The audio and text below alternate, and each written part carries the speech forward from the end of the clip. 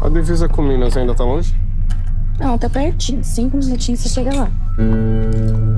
Olá, pessoal. Eu vou conversar com o Lucas Drummond, que está estreando como protagonista. Eu recebi material falando sobre isso, sobre a importância desse momento. Lucas, que bom estar aqui contigo para a gente falar sobre apenas coisas boas. Que bom estar junto com você, Robledo. Apenas coisas boas chegando aos cinemas do Brasil inteiro. A gente já acompanha a tua carreira há um bom tempo. Estamos muito felizes aí com todos esses avanços. Fala um pouco desse momento, então, que tu está passando. Como é que foi, assim, ocupar o centro das atenções agora com apenas coisas boas? Tá sendo maravilhoso, assim, eu acho que esse momento, né, do filme estreando nos cinemas é a coroação da trajetória, né, da carreira do filme, né, que estreou em festivais no ano passado, circulou aí por vários festivais no Brasil e fora, e eu tô muito feliz com esse momento, assim, é um filme, um projeto do qual eu tenho muito orgulho, com uma equipe que me recebeu com todo amor e carinho, que me abraçou com muito afeto. É isso, né? Eu sou ator desde os 17 anos, eu cresci numa família de cinéfilos, assisto filmes desde muito moleque. Então, esse momento, né, de estrear como protagonista num longa-metragem é uma grande realização, é uma grande concretização, e eu tô muito, muito feliz com esse momento. Eu assisti a Apenas Coisas Boas há mais de um ano no Olhar de Pois é, Cinema de menino. Curitiba. É. Eu sei que o Papo de Cinema também cruzou contigo lá no Fall Rainbow, Foi. em Fortaleza. Eu sei que o Com a filme Júlia, circulou né? A bastante Júlia. com a Júlia, uma nossa correspondente maravilhosa. O filme teve exibições no exterior também. Como é que foi essas diferentes recepções? Eu sei que tu também passou e alguns desses momentos tu pôde acompanhar essas sessões. Como é que esse primeiros contatos com o público, como é que foi pra ti isso? Como é que esse choque que foi ficar diante de apenas coisas boas? Eu acho que foi muito legal. Eu acho que eu sou muito fã de festival de cinema. Eu acho que festival de cinema é um espaço muito mágico, assim. Desde depois daquela festa, né, que foi o meu primeiro curtinha que eu escrevi, produzi, protagonizei. Foi um projeto que me abriu as portas para essa possibilidade que é frequentar os festivais e eu acho que é um espaço muito especial, assim, uma energia sempre muito legal. Por mais que haja, né, alguns festivais que tenham mostras competitivas, eu acho que tem uma energia dos festivais de cinema que é muito encantadora, que é essa coisa de você poder prestigiar o trabalho dos outros realizadores, assistir o que as outras pessoas estão fazendo, né, conhecer novas pessoas, conhecer novas culturas. Eu acho que o Apenas Coisas Boas elevou isso à 10ª potência, né? Porque a gente estreou em Guadalajara, eu tive a oportunidade de estar Uhum, com o Dani também, né, para acompanhar essa estreia no México no ano passado. Um festival fantástico, eu fiquei muito encantado assim com a estrutura do festival. uhum. É, Depois eu tive a oportunidade de ir para o For Rainbow em São Francisco também, enfim, conhecer São Francisco, eu acho que para todo viado uma meta de vida, e eu acho que poder fazer isso representando um filme, né, que eu fiz, e num festival de cinema, eu acho que juntou três coisas, né, que eu juntou três coisas e uniu o útil ao agradável, sabe?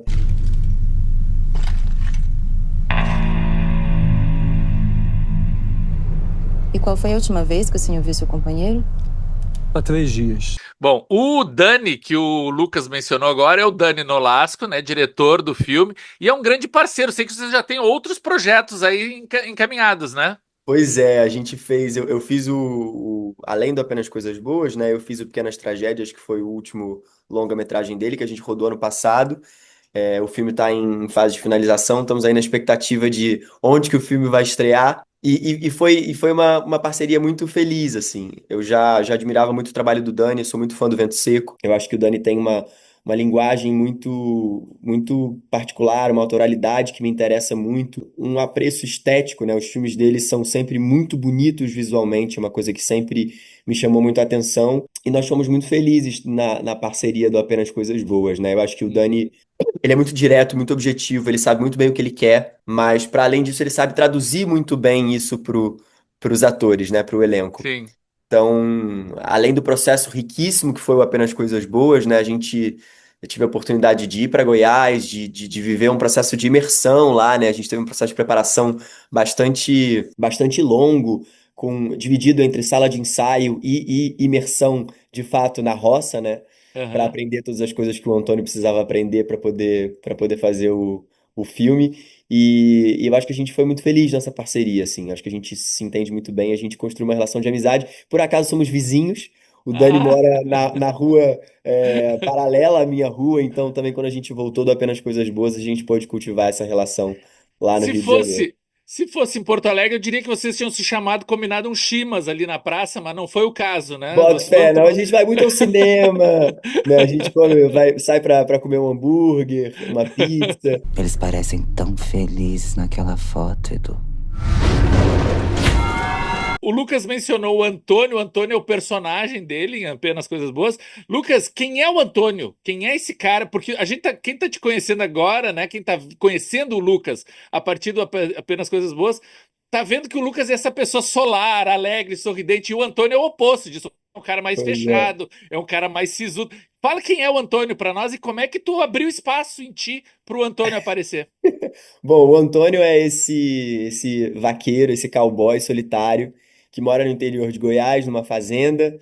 É, ele cria vacas, enfim, faz queijo. Ele é um cara que leva uma vida profundamente solitária. E a vida desse personagem se transforma com a chegada do Marcelo, que é o personagem do Liev Carlos, que é um motoqueiro, também solitário, que sofre um acidente na estrada. O Antônio encontra ele, né, após esse acidente, leva para sua casa, passa a cuidar desse cara e a partir daí floresce a paixão e uma relação de amor entre esses dois personagens.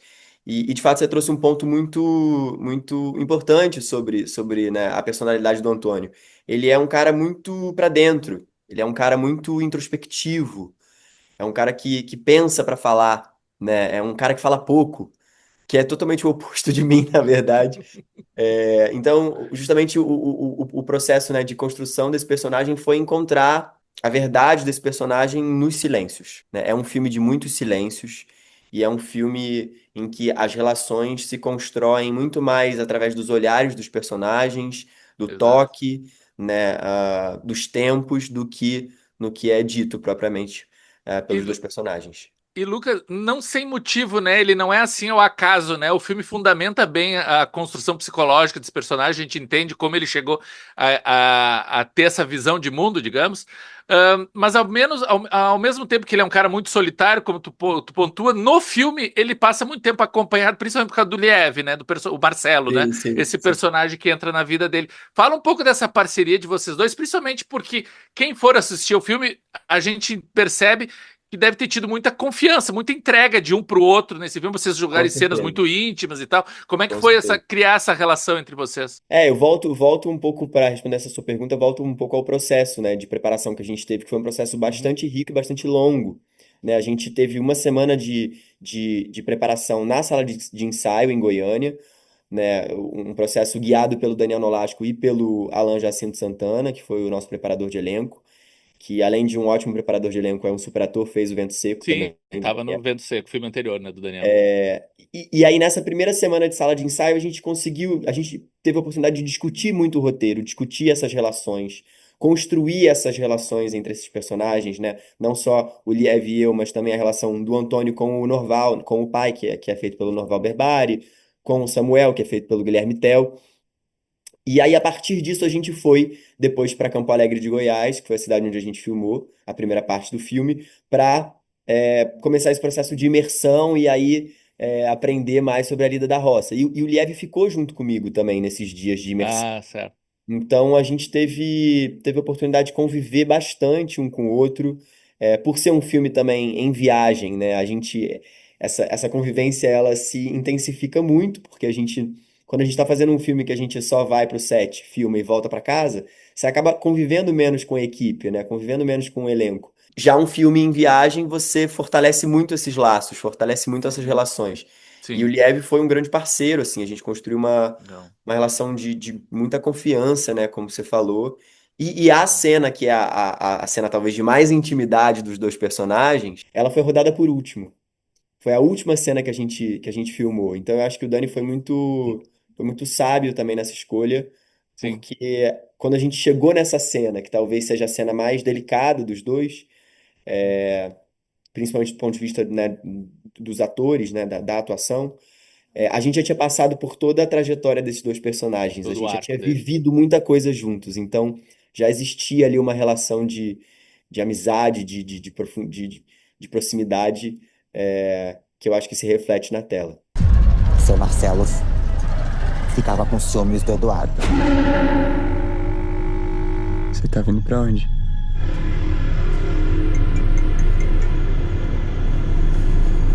O senhor já teve algum amante? Lucas, tu estreou no cinema, se eu não me engano, fazendo o filho ou neto do Tancredo? O Neto, o Aécio Neves. É, É maravilhoso isso. já falei logo o nome porque a gente desmitifica logo isso, entendeu? Mas Mas tem sim, assim, mas como tu mencionaste, né, o Depois daquela Festa, curta-metragem, tem o Todos Nós, série, TV, agora. Há anos atrás, muito tempo atrás, as pessoas tinha artistas que ficavam com medo, né, de ficar mistificado. Ah, só faço personagem queer e tal. Isso acabou, não existe mais, ou tu ainda percebe em algumas pessoas do mercado, do meio do cenário artístico, ainda tem gente que tem muito receio de adentrar nessa temática? com certeza. A gente ainda tem muitos atores que não têm, que ainda vivem no armário, né, por medo de perder trabalhos e por medo de, enfim, por inúmeros medos, né? Eu acho que não cabe a gente julgar, enfim, a escolha de cada um, né? Como cada um Uhum. se relaciona com esse tema e como com as escolhas que cada um faz para a sua carreira, né? Mas isso nunca foi um tabu para mim, assim, desde que eu comecei a trabalhar eu já era assumidamente viado, assumidamente gay, e isso de alguma forma foi permeando a minha carreira, e é uma coisa da qual eu me encho de orgulho, assim, porque Ótimo. justamente eu acho que não só isso, mas esse aspecto, né, do meu posicionamento como artista me trouxe oportunidades maravilhosas, né? Me trouxe parcerias no teatro e Uhum. no cinema com pessoas que são grandes realizadores e pessoas que eu admiro muito. Então eu acho um pouco isso, quando a gente toca nesse assunto, eu sempre acho que sempre tem o perigo de você perder personagens por ser abertamente gay, ou enfim, por ter a sua sexualidade, ter uma sexualidade diferente da heterossexualidade.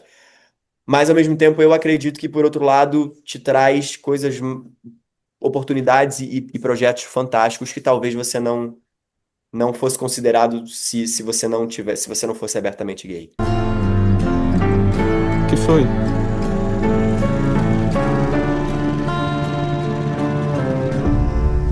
Como eu mencionei contigo semana passada, né? Estreou 15 dias, filme que tá Sim, passando em shopping center e tal. sim, sim, sim. É, e no último fim de semana, um amigo meu, já 50 a mais e tal, ele veio comentar comigo desse filme, perguntou se eu tinha visto.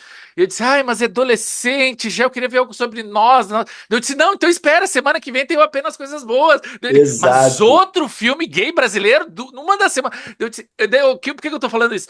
Porque deixa de ser um evento, né? Tu normaliza Claro, a temática. claro, claro. Né? E eu acho que a gente tem que consumir mesmo, assim. Eu acho que a gente tem que fazer um movimento de ocupar as salas e de assistir às narrativas que nos representam, sabe? Eu acho que isso é uma das coisas, talvez, um dos passos importantes para que a gente tenha cada vez mais narrativas LGBT nas telonas, sabe? Sim. É, eu acho que a gente tem que fazer esse movimento quando a gente pensa, né, comercialmente falando, né? Os exibidores querem vender ingresso, querem resultado. Então vamos mostrar a força do Pink Money, sim, entendeu? Sim. Vamos comprar ingresso, vamos chamar a bicharada toda para as salas de cinema para assistir os filmes, para que a gente possa mostrar que tem público sedento por esse conteúdo. E tendo público sedento, a gente talvez tenha mais chances de aumentar essa produtividade. Ou seja, o apenas coisas boas é mais um tijolinho nesse caminho, né? É mais um tijolinho nesse caminho, com certeza. E eu acho que você tocou num ponto importante, porque ele traz, principalmente na segunda parte do filme, né? Ele traz uma representatividade para homens gays 50 a mais, 60 a mais, que ainda é muito pouco explorada. A gente ainda vê isso muito Exato. pouco nas telas, né? Uhum. E no teatro, enfim, outras linguagens também. Então eu acho que é um filme que atende a públicos do ponto de vista de idade, né? Muito Uhum, uhum. distintos e eu acho que isso pode ser uma virtude do projeto, assim, pode ser um trunfo. Mais uma virtude do projeto. Mais uma Lucas, virtude. muito obrigado por esse bate-papo. Parabéns pelo filme. Estamos aqui, ó, na torcida por apenas coisas boas aí. Obrigado, Robledo. Um prazer estar com você aqui, um prazer ter Maravilha. batido esse papo contigo e a gente se fala em breve. Com certeza. Abração, querido. Valeu, beijo.